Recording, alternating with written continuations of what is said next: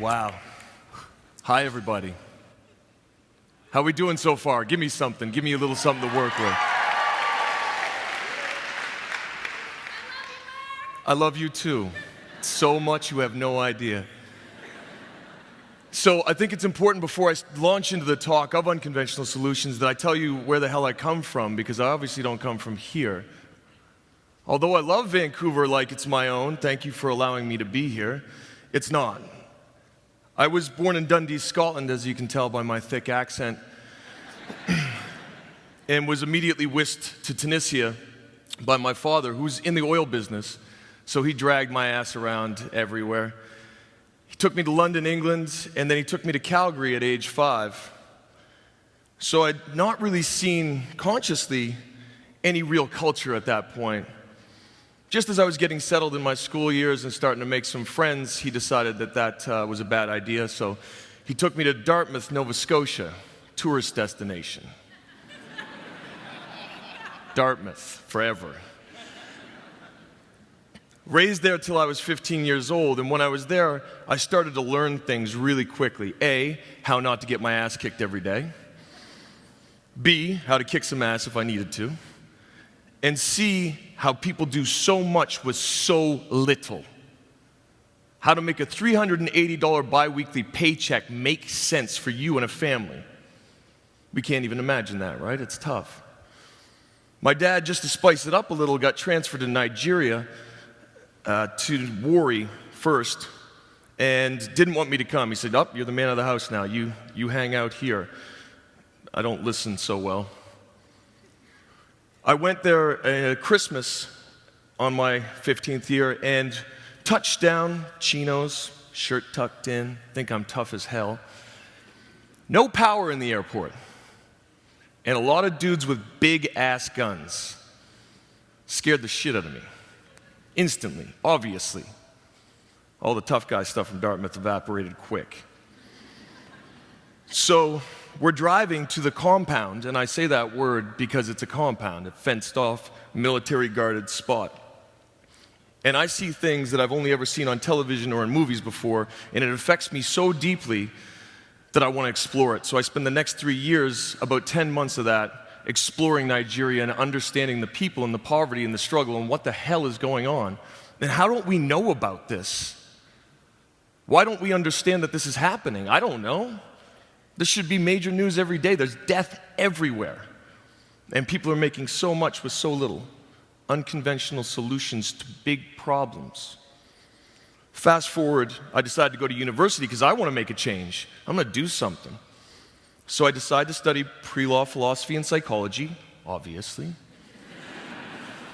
That went real well for me. I lasted the grand total of 2 months at St. Mary's University before my dad also decided to uproot again. He went to Australia. I joined him. I was there for 9 years in Victoria, Melbourne specifically. And in that time, also soaked up as much as I could, and it started my culinary career. I got dropped in Melbourne, and it's a melting pot of all different Asian cuisines and cultures and backgrounds. Second biggest Greek population outside of Athens. Mind blown. We had mall Chinese when I grew up. Egg rolls, chicken balls.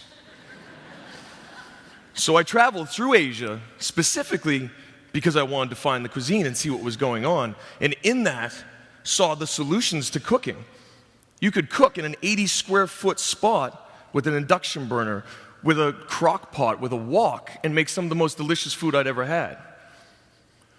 Fast forward again 9 years. I'm being asked to leave the country because of something that's very close to me, and Mr. Solomon hit it early. I get diagnosed with polycystic kidney disease. They're like, you got 2 options. 1, pay for it. We know it's not affordable. Or B, get the fuck out. So I took B, and it wound me back up in Canada. And I traveled Canada. I was like, let's make the best of this situation. Let's find a solution to the problem. I had a great life there. Everything was wonderful. Went to the East Coast, literally take a picture. It was exactly the same as I left it. So that's not going to work out for me.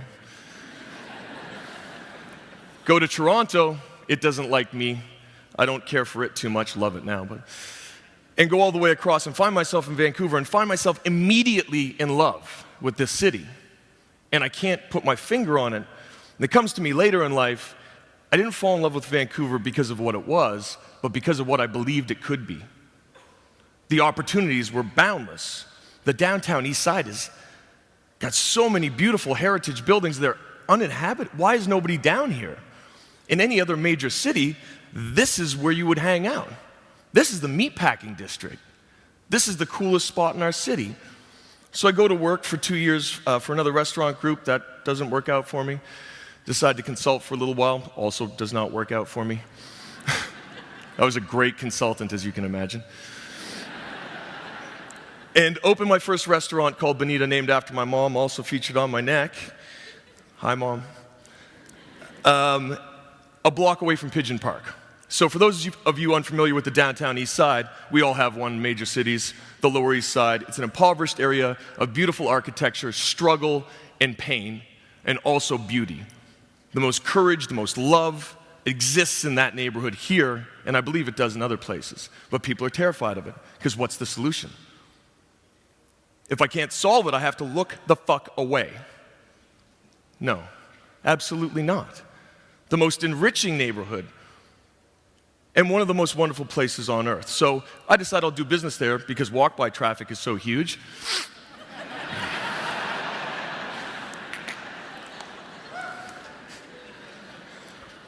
And this spawned something in me. I get excited. I'm like, holy shit, we pulled this off. We have a beautiful restaurant, and it was from here. And we love food, and we love serving people, and we love this neighborhood. And more importantly, we built the restaurant with residents of this neighborhood that just wanted a shot. I can swing a hammer. I can drywall. I can absolutely do the windows. Let me sweep up out front. All of these things, yes. You know what's cheaper than hiring a commercial cleaning company? We were broke. That was our solution, unconventional albeit. We go on to spawn a whole bunch of other businesses. We open a gallery, obviously. We open a clothing retailer, and then a cocktail bar, a sushi restaurant. My amazing partner Alex Yuso and I, who is Chinese-Russian descendant, and I'm obviously very white, so that was going to get huge rush. It did. It's great. But what I learned about in Asia, when I saw the small cooking facilities, we applied to our own kitchens. So I'd have chefs walk in and look and be like, you are running a 120-seater with 4 induction burners?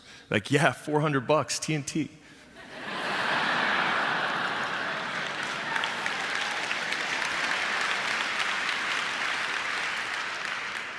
And then came the beast, the monster that is Save-On Meats.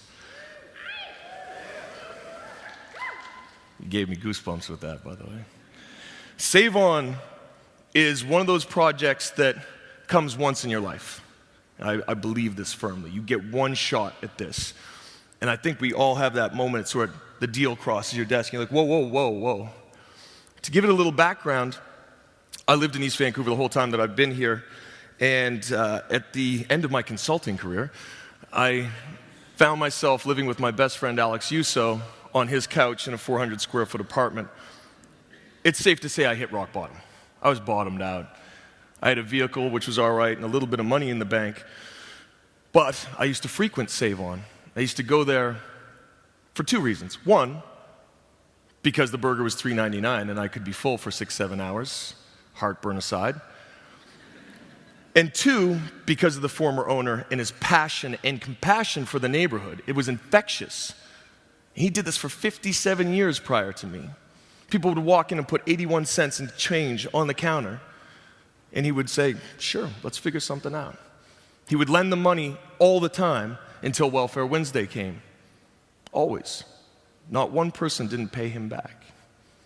So we had to channel this into what we do. We took Save-On, and to break it down for you quickly, diner that services between 500 and 600 people a day, dignified food. Doesn't matter who you are, as long as you behave. Sandwich window, $1.67 sandwich that we serve over 200 people a day who need nutritious food, who don't want to eat Mr. Freezy's or drink Pepsi and eat Doritos. They need an alternative. We provide that. The butcher shop remains, and it is a sense of real pride for us because it also provides any income base access to quality food. We concentrate on food because it's what we do best. If the problem is so big that you have to walk away and do this one, find your piece. You can't bite the whole cake, but you can take a little piece of it and you can try and fix it, and you have to. It's our duty to do this. Because of what? Community. You know what it feels like to be part of a community? To actually be in the guts of it? To be the bones of it? There's no feeling like it. There's nothing like knowing your neighbors and knowing you're working towards a common goal. That particular part of the sentence is exactly what we do.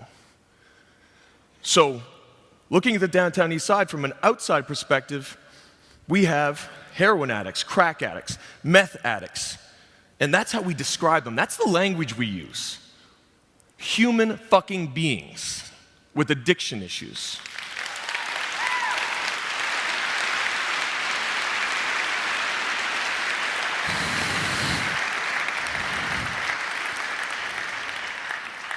You look at that as a possible workforce and are possibly terrified. Best workforce on the planet. You know who wants a job? You know who wants to work harder than us? Improve themselves as an important part of society? So we build a model where they're working to feed the people who are struggling in that one step below them.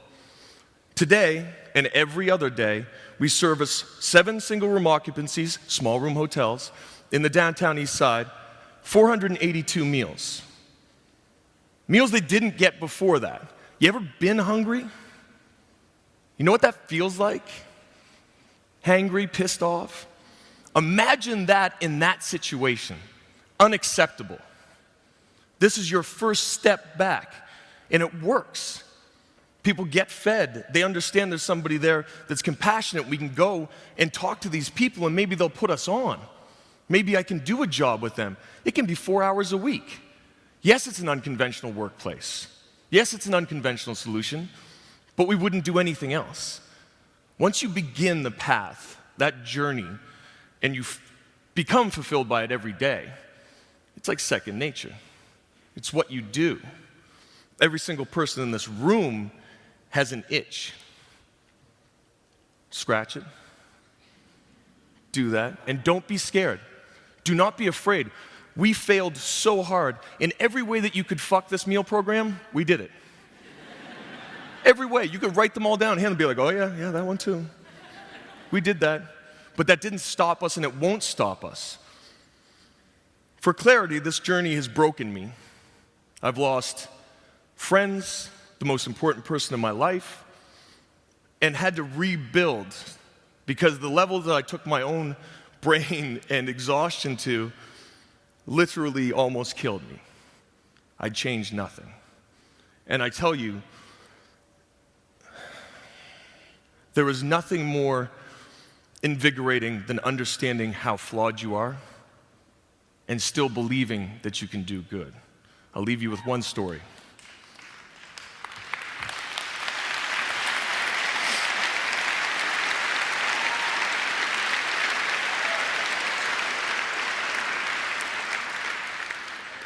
We talk about barrier employment, and what that means is people with barriers. We employ people who are addicted to heroin right now because they need a step somewhere. In 2007, I was leaving my house. It was freezing cold, one of our rare snowy days. And if any of you have been in the neighborhood, there's a guy that is affectionately described as Football Mike. Football Mike essentially looks exactly like Mick Jagger, but can do way more push-ups than him, and cleans the streets. And he always looked pretty put together. And at one point, I saw him, he looked completely disheveled, so we have this conversation. I finally cracked the ice, and I walked to him, I say, hey man, are you okay? And he's like, no, I'm not. He didn't speak to anyone. It's like, can we talk about what your situation is? Michael suffers from Asperger's syndrome and also is a heroin addict and crack cocaine addict. Human being. He had to leave a single-room occupancy because of his syndrome. He couldn't cope with the fact that there was bed bugs everywhere. Can you imagine that? Being like that detail-oriented and that freaked out by dirt and then having bed bugs. So he left the SRO and went back to it to collect his belongings, and they had incinerated everything.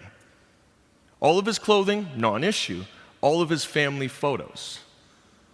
And that struck a chord with me. It's like, this is unacceptable. What do we do to fix you?